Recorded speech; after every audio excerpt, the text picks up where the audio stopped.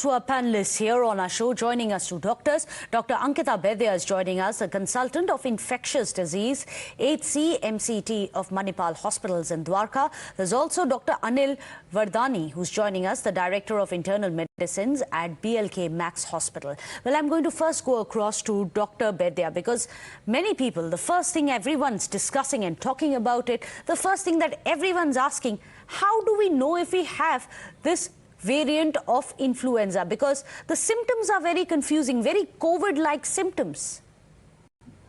See, first of all, to know exactly which variant we are dealing with, we have to go with the genetic test of that virus through the throat swab.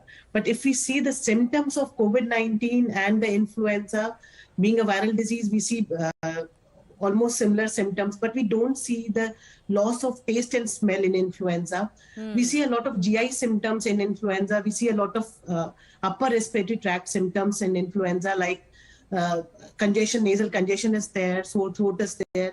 But the incubation period, if I talked about, like if somebody gets infected and somebody manifesting the disease, is usually shorter when it comes to influenza. So if somebody is having, if people are having like in the family, 3 to 4 people in the family, and all of them are showing some sort of viral illness, and if we see the chain of event that has happened around the incubation period being short in influenza, it's around 1 to 2 days, we see the gap in the symptoms. That all the family members are getting infected, some sort of symptoms. It might happen that everybody in the family is not showing the same symptom, but yes, some sort of like malaise could be there, or URI symptoms, or GI upset. And knowing that it's a viral infection, it is going to affect your like more than one system. Like you will have a URI symptom and the GI disturbance. Don't take antibiotic, consult a doctor. Don't do self-medication in that, because in cases of viral, the antibiotics are not going to help. We have a dedicated antiviral for influenza. We have that, oseltamivir is there. But until we know that this virus is there, or you belong to a high-risk group, then only it is recommended to have this antiviral after a doctor prescription and getting tested for H3N2. And that's very important what you've said. Don't try to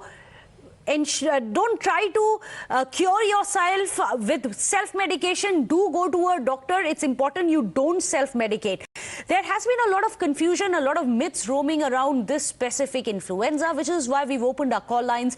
You, the viewers, can speak directly to these doctors. If you have questions, do feel free to call in. We have flashed those numbers at the bottom of your screens. Before I come to you, Dr. Anil Vardani, let me go across to one of our viewers. We have Fernandez, our viewer, calling us from Mumbai. Go ahead, Fernandez. Yeah, I want to know, why does the test cost 3,000 rupees for this H3N2 along with H1N1? Okay. Dr. Vardani, does the test cost 3,000 rupees? That's going to be a huge deterrent. If people have to shell out that kind of money, that will make detection and tracking harder. Because it requires the biological RT-PCR, which is a costly affair, but I want to tell our viewer, it is not required for general population. Only if patient high risk group, then test is required for confirmation. Otherwise, symptomatic treatment is only suffice. That's a very important point. Everyone doesn't need to go and get themselves tested. Only those patients which are at high risk should go in for this test. Everyone can otherwise be treated as per the symptoms that they are showing. Another one of our viewers, Praveen, calling us from Mumbai. Go ahead, Praveen. Yeah, hi. About this, I'm a diabetic as well as have high blood pressure. So just wanted to confirm what are the risk factors basically, and this is infectious? Dr. Baidya, could you answer that? Diabetic as well as high BP? Yeah, so this is actually a risk factor to develop a severe influenza, because it's an influenza A. The good thing, we have a vaccine available for this. Okay. And it is recommended for this group who has comorbidity, like people who are diabetics, even if they are a younger group, like we are seeing diabetes these days in above 30 also. In the younger population also, they are coming with diabetes, hypertension. in the COVID era. So if they're having this, they can definitely go for vaccination, which is a preventive step for them. And yes, they belong to high risk. If the symptoms of influenza is there, and if it's actually significant symptoms, if your doctor feels that you require this test, then it is done. Not always, as Dr. Vardhani has rightly said. Right. So that's also another very important point that our viewer had raised. What happens when you have other ailments as well? Going for a vaccination is what the doctor advises. Another one of our viewers, Anurag, calling us from Delhi. Anurag, go ahead. Do you have a question? Yeah, doctor, good evening. See, I want to ask, my mother is about 79 years of age and she has a CRTD device which has been implanted. Now, she doesn't have any kind of sputum, but there is a lot of coughing which is happening. Okay. Well, I'd request all our viewers to please put your television sets on mute. Otherwise, there's going to be a bit of delay and there will be echoes coming in. But Dr. Vardhani, if I got our last viewer right, Anurag was saying that his mother, who's 70 years of age, that she has a lot of coughing. Should he get her tested? Yeah, she comes under the high-risk patient because it is having the device. She is a cardiac patient and elderly patient.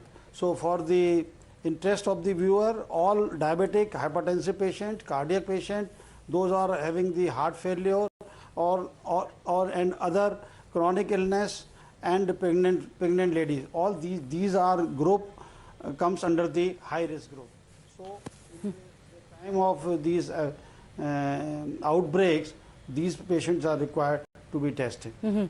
Well, thank you so much for explaining to us who are the high-risk patients. More of our viewers are calling in. We are going to try and incorporate as many questions as we can. Our viewer, Shripati, calling us from Hyderabad. Go ahead, Shripati. Hello, doctor. My question would be, when we had this COVID, breakthrough and the vaccinations, vaccinations that were available. So that was meant to give the immunity.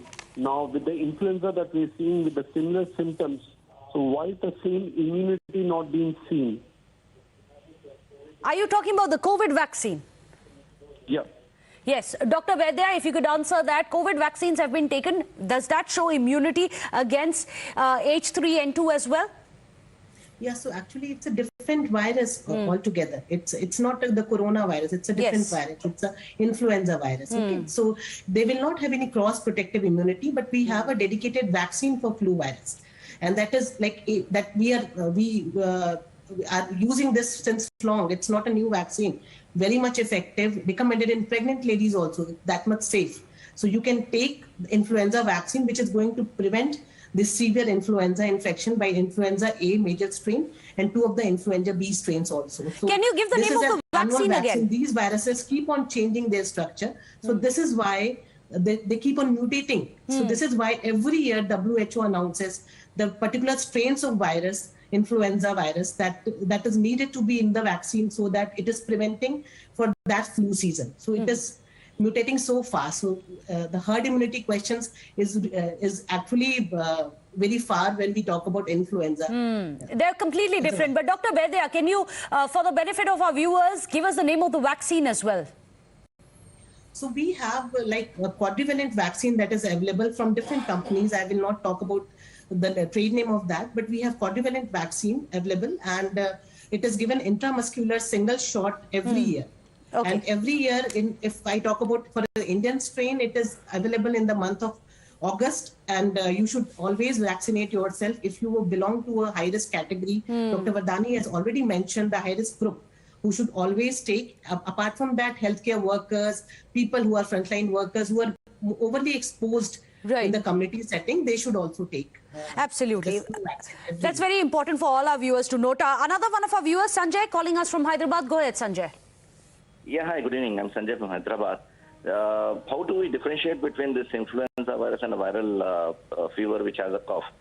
For example, a known person has been having coughs for last 1 week with fever. Doctor has prescribed medication. It's come down, but it's not gone completely. Dr. Vardhani, can you take that? Yeah. So whenever there is syncytial influenza, other type of the influenza or upper respiratory tract infections are prevalent in the community, it is very difficult to differentiate among two type of the as only on the clinical basis.